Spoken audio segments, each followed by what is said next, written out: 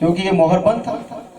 अब जो चीज मोहर बंद हो आप उसे बस ऊपर से देख के बता सकते हैं कि कैसा होगा। उसके पैकेट देख सकते हैं, उसे पलट के देख सकते हैं, उस पर मार्क लिखा हुआ देख सकते हैं, लेकिन अब उसके अंदर क्या है हम बता नहीं सकते हैं। इसलिए कह रहे हैं कि जब कोई मनुष्य उसे छूता इसलिए नहीं था क्योंकि वो मोहर बंद था। अब एक किताब जो मोहर बंद है और लिखी भी गई है कि मोहर बंद है, यूहन्ना से कहा भी जा रहा है कि इसे मत लिख, इसे मोहर बंद, इसे जो तूने गर्जने सुनी इसे मत लिख, इसे मत लिख। आमीन। बाकी तो कह रहे हैं 7 कलीसिया काल का दूतों को संदेश लिख दे, इफिसुस को संदेश लिख दे, स्मुरना को संदेश लिख दे, पिरगमुन को लिख दे, उन सबको संदेश लिख दे। लेकिन उसके बावजूद भी कह रहे गर्जनों को तू गुप्त रख, मत लिख। तूने गर्जने देख लिए, इतना काफी है, मुझे लिखने की जरूरत नहीं है। गर्जने कहाँ बंद है? किताब। अब जो किताब पढ़ेंगे वो गर्जने को पाएंगे। जैसे नबी ने कहा ना कोई मनुष्य मिला उन्हें और खोजबीन भी की गई, लेकिन जब हमारे भाई ब्रैनम प्रकट हुए जिन्होंने एक एक आयत का प्रचार किया, क्यों प्रचार कब की गई? क्योंकि उनसे मुलाकात हुई एक ऐसे आदमी से जो भेदों को बताता हो। जब कोई यूसुफ से मिलता था तो वो अपने सारे भेदों को जान लेता था। यूसुफ मिस्र में क्यों रखा गया था? ताकि भेदों को बताने पाए।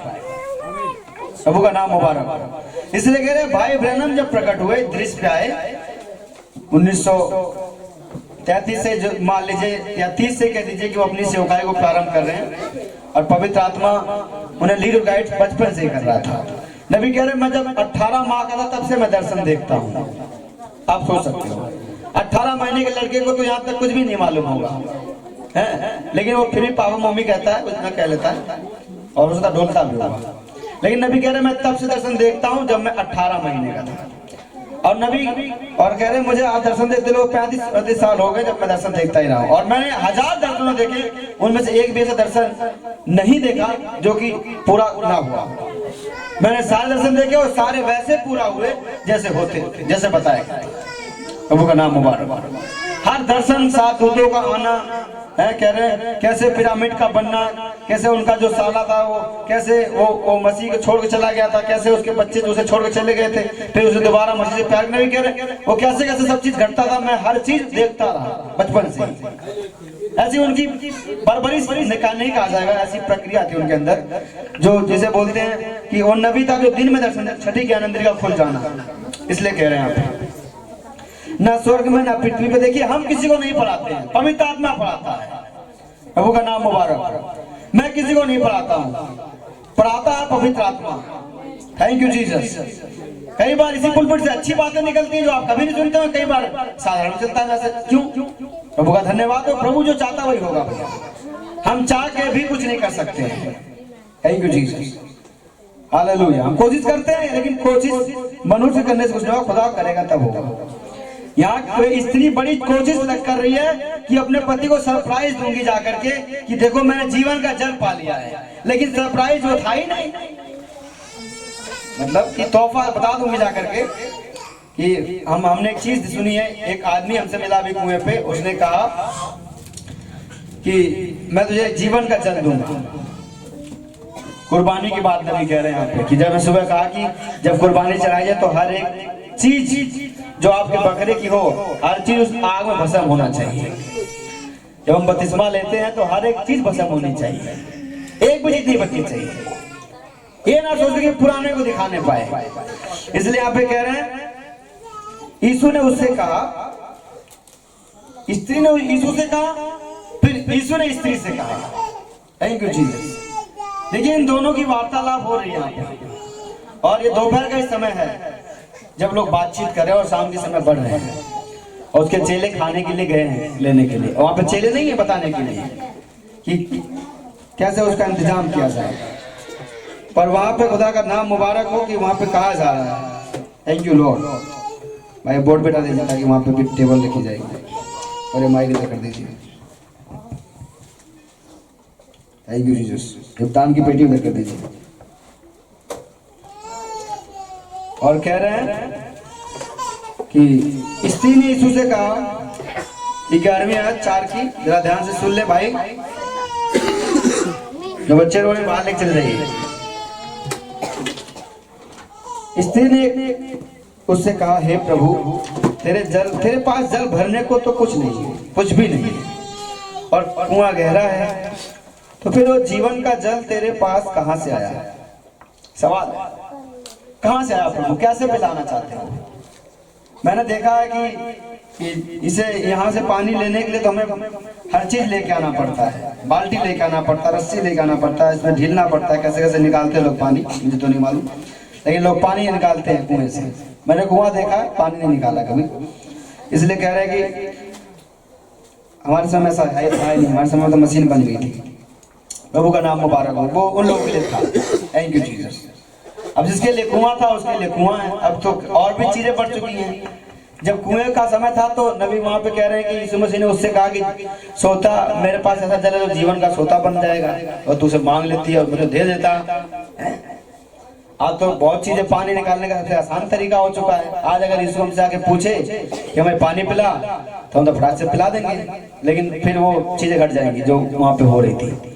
अच्छी है कि वहां पे कुछ बेबसी थी, कुछ बेबसी का मतलब हो गया कि वहां पे कुछ चीज थी, घटी थी, जिसकी वजह से वो पानी नहीं पिला पा रही थी। अगर आज भी वही घटी पाई जाए तो यीशु जरूर है कि मुझसे दोबारा मुड़ के कहेगा, अगर तू जानता कि मैं तुझसे कौन है जो बोल रहा हूँ, तो तू मुझसे जीवन का जल मांगता, मैं तो देता, और तुझे तेरे अंदर एक सोता बन जाता। ठीक है, वहां पे तो थोड़ी वो थी कि मजबूरी थी, कठिनाई थी कि एक बैग से पानी बोलने पे नहीं मिल सकता था। और अब इस समय तो लोग, कई लोग तो बोतल साथ में लेकर चलते हैं, मांगने पर दे देंगे। समझ मारिए, वो आपसे बात नहीं करते, तुरंत आपको देना चाहते हैं। नबी कह रहे, जबकि इसमें बगैर मांगे लोग, इशारा करने पे लोग दे देंगे पानी। अच्छा, समझ मारिए। तो इसलिए कह रहे हैं कि वो कह रहे अपने पति को बुला के ला, वो मैं तो जल दूं बहन भाई, अपने पति को बुला के ला। अब बात बड़ी फंस गई, पति को बुलाए कैसे? उनके आगे लिखा उसके पास पति, ऐसे इतने थे पति, किसको बुलाए? अब यहाँ पे बात अपने पति को बुला के ला, पति को बुला के ला, पतियों को बुला के ला, जो तेरे पक्ष में खड़ा हो सके। ठीक है, जो तेरे लिए खड़ा हो सके। नबी ने कहा ऐसे आदमी को चुनना चाहिए जो आपको हर परिस्थिति में खड़ा करे, खड़ा हो जाए आपके साथ, आपकी हर चीज के लिए खड़ा होना पाए, ये बताने के लिए कि इसका हिस्सा मेरा हिस्सा है। तो कह रहे अब ऐसी बात ले, खुदाई भी आ गई, खुदाई में भी आ गई कि अब ऐसा चुनाव करो कि खुदा, ऐसा खुदा चुनो कि जो आपके लिए हमेशा खड़ा रहने पाए। है, जब नवमी का दाम चुकाने का बात आया तो वहाँ पे उस समय बहुत से राजा थे, बोआज के घराने, अरे इजराइल में बहुत से राजा थे, और उन हर राजाओं के पास तो इतना दम था कि वो चुका सकते थे। ठीक है, लेकिन हर किसी के पास उस नवमी के लिए जगह थी, लेकिन रूत के लिए जगह नहीं थी। इसलिए बाद में लोगों ने कहा, बोआज आपका ही मैटर है, आप ही समझ लीजिए, प्रभु का नाम मुबारक हो। तो यहाँ पे कह रहे हैं ऐसे पति को बुलाया जाए जो आपके साथ खड़ा होने पाए। यीशु मसीह ने कहा कि उसके पास जो 5 पति वो कर चुके थे, छठे के पास जिसके पास रहती वो भी उसका पति था नहीं। मतलब ऐसा घड़ी चल रही थी जैसे लग रहा हो कि बस नाम का आदमी हो, ताकत नहीं थी उसके अंदर बिल्कुल भी, बताने के लिए कि उसके साथ खड़ा होता है। बड़ी मुश्किल आ गई थी। आज देखते हैं अपने क्या कह रहे हैं। ऐसे यहाँ पे घट रहा जो प्रकाशित वाक्य 5 में हो रहा है। प्रकाशित वाक्य 5 में भी यही बात आ रही है, एक आदमी की बुलाहट की जा रही, पुकार की जा रही है।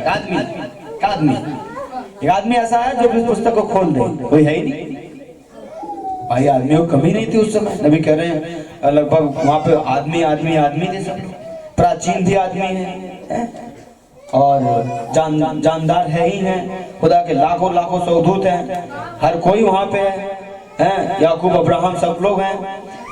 लेकिन उसके बावजूद भी एक चीज आ रही है। क्यों? ये दर्शन कब देख रहा है यूहन्ना? जब यीशु मसीह रैप्चर में चले गए, तब के बाद की बात है। इसका मतलब जो दानियल भी स्वर्ग में होगा, यूसुफ भी स्वर्ग में होगा। समझ में आ रही है? जितने आदम से लेकर के मसीह से पहले सोए थे मसीह में, सब के सब कहां पहुंच गए? रैप्चर। मसीह के साथ जब वो मसीह जी उठा, कब्रें खुली, वो सब ऊपर चले गए। प्रभु का नाम मुबारक। एलिया भी ऊपर ही है। हर कोई कहां पे है? स्वर्ग में। इतने कहते नबी ने कहा कि इतने उनकी जिनके पास इतने वीर योद्धा जिसे कहा जाता है, वो सारे लोग वहां पे थे, स्वर्ग में थे। लेकिन बात आई जब पुस्तक को खोलने की, वहां कोई उस पुस्तक की तरफ देखने के लिए भी नहीं है। कोई उस पुस्तक को देखने के लिए भी तैयार नहीं कि उस पुस्तक को देख ले या उसकी तरफ ताक दे। समझ में आ रही है? यहाँ पे ये भी कह रहे हैं कि उस स्त्री से यीशु मसीह ने एक बात कही, ठीक है आप कहती हैं कि हम तुमसे कोई व्यवहार नहीं करेंगे क्योंकि हम यहूदी हैं, आप सामरी हैं, कोई बात नहीं। यीशु ने उत्तर दिया, यदि तू खुदा के वचन को जानती, खुदा के वरदान को जानती और ये भी जानती कि कौन है तुझसे कहता है, व्यवहार कब करोगे? जब वरदान जानोगे। जब वरदान नहीं जानोगे तो व्यवहार नहीं रहेगा, कोई भी नहीं रहेगा, कुछ भी नहीं रहेगा, बिल्कुल भी नहीं रहेगा। लेकिन जिस दिन